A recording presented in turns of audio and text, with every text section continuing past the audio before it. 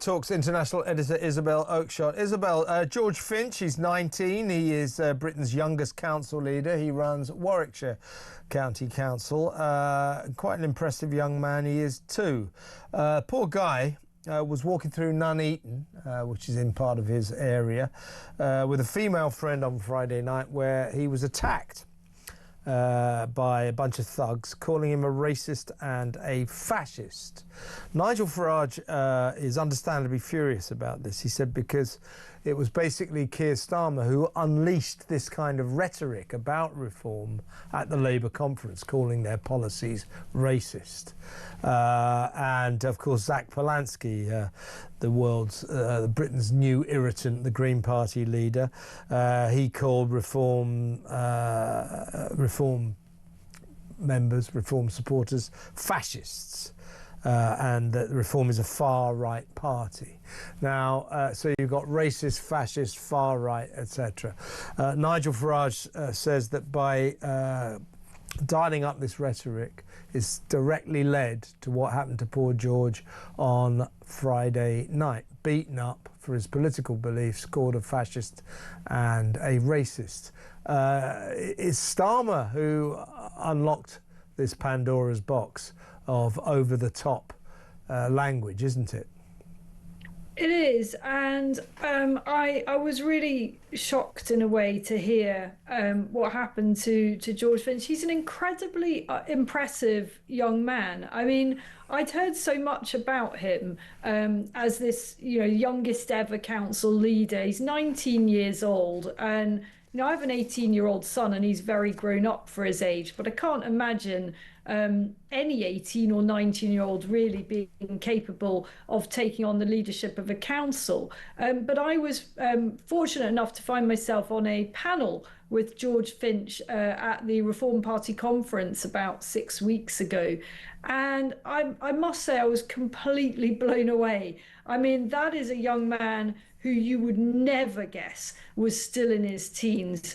He really has on his that head on the shoulders, a very wise head on the shoulders. He came across like somebody in their 30s, really quite remarkable. And remarkable people attract a lot of jealousy. I'm sure he is one hell of a target for Reform's political opponents, because he is truly exceptional. I think one day we will see him in the cabinet. Perhaps one day he'll even rise right to the top of UK politics. And I'm very sorry that he's suffered this, but when the Prime Minister and his cabinet use this kind of rhetoric, it does invite people, stupid, ignorant people, to interpret it in their own way and feel that they're doing some kind of good work by lashing out, unfortunately, occasionally physically. And it's going to happen. If you've got the Prime Minister talking about Reform UK being racist, you've got Zach Polanski calling them fascists and far-right extremists. You've got the General Secretary of the TUC, Paul Nowak, calling them fascists.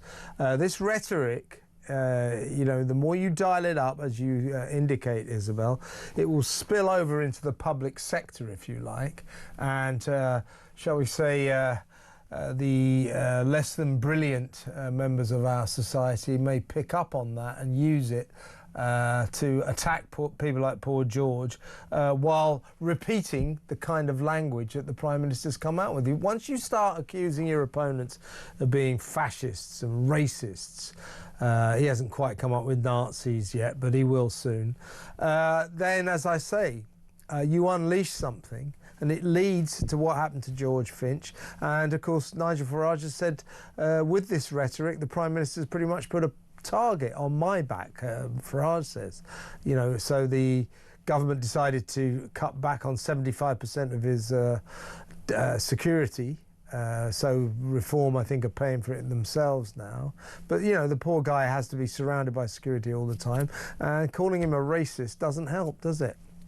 No, and it's also just complete and utter nonsense. I mean, I've known Nigel, I've known the Reform leadership for all the key figures for a very long time, and I have never witnessed any racism or fascism from any of them. This is pathetic. It's the lowest, most facile form of political debate from opponents who are truly terrified of the rise of a party that they thought that they could continue to dismiss as a fringe movement and has now been leading in every poll, for about the last, I don't know, 3 or 4 months or something. It's longer than that. So they're terrified and they're just flinging whatever they've got at it. And if you're in Nigel Farage's shoes, your movement around our own country is very, very limited. You can't just go out for dinner or go down to the pub or walk along a high street like normal people can. Completely impossible.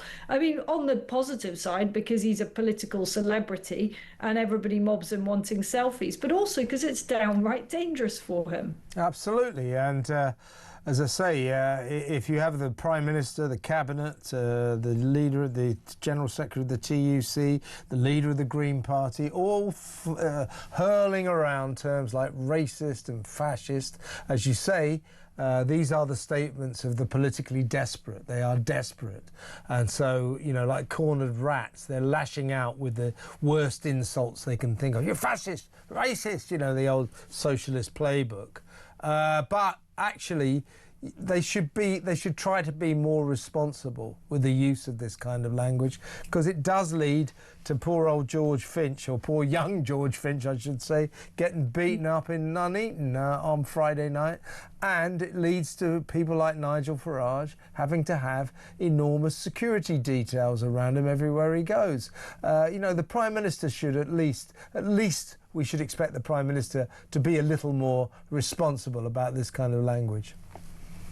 We should, but look, I've come to have no expectations of the Prime Minister other than disappointment. I expect this Prime Minister to disappoint me and everything I stand for on a pretty consistent basis, and that's what he does. And so we are where we are.